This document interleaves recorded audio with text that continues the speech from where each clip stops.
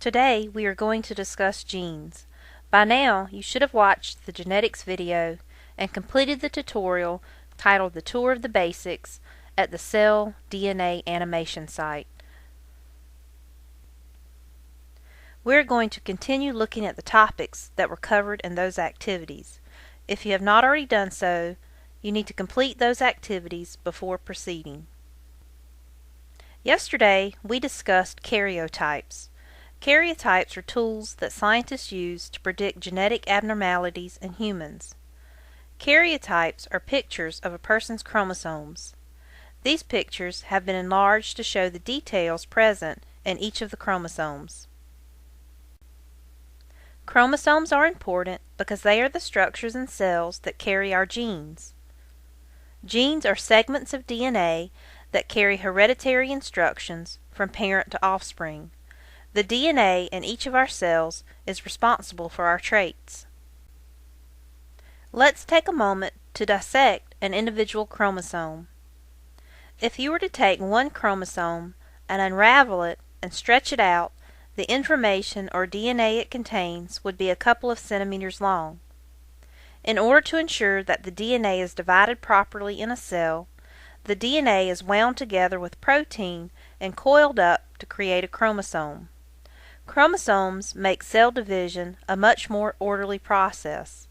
It is important for each new cell to get an exact copy of the DNA for normal healthy cells to be created.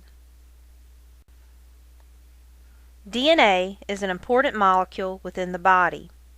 It controls all of the activities of the cell and is the instruction for making proteins. Proteins are the building blocks of the body, and they determine a person's traits or characteristics. DNA is made up of nucleotides. Nucleotides are small molecules that are made of 3 individual parts. They have a sugar group, a phosphate group, and a nitrogen base. Nucleotides are exactly alike except for the type of nitrogen base that they contain. There are 4 different nitrogen bases. They are adenine, guanine, cytosine, and thymine. This diagram shows the structure of a nucleotide. As you can see, it does have 3 parts. Those parts are a phosphate group, a sugar group, and a nitrogen base. There can be one of 4 nucleotide bases based upon which nitrogen base is present.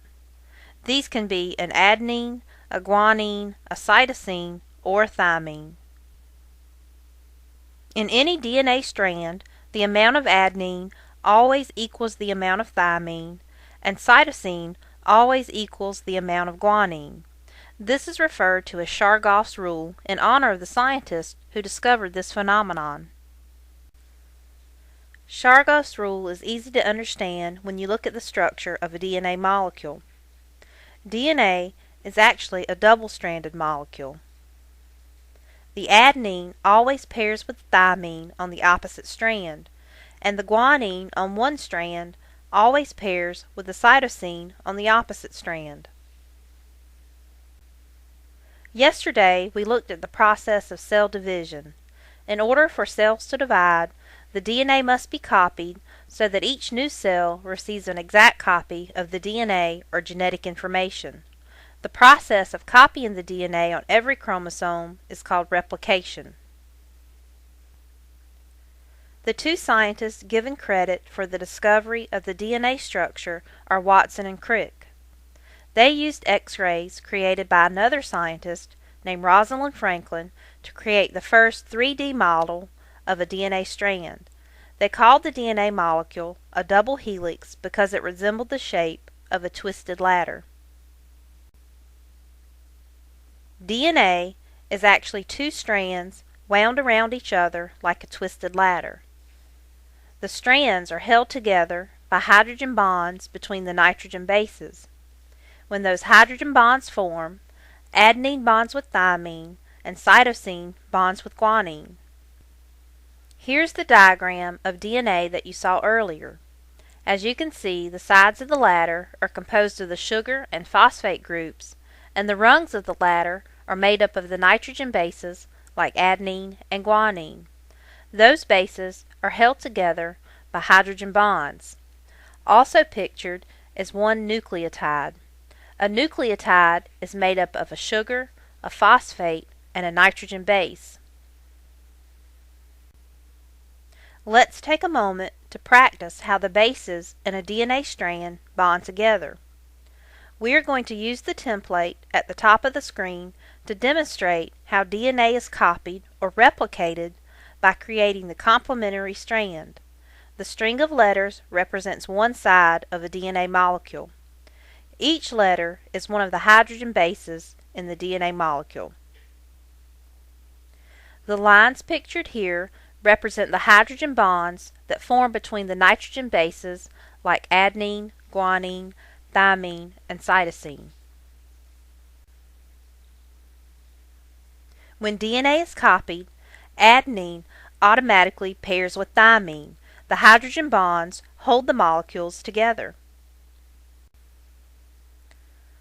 As the bases continue to pair up, cytosine always pairs with guanine, guanine always pairs with cytosine, and again, thymine pairs with adenine. See if you can complete the rest of the DNA molecule. Pause the video to give yourself time to create the rest of the DNA strand. Restart the video when you are complete.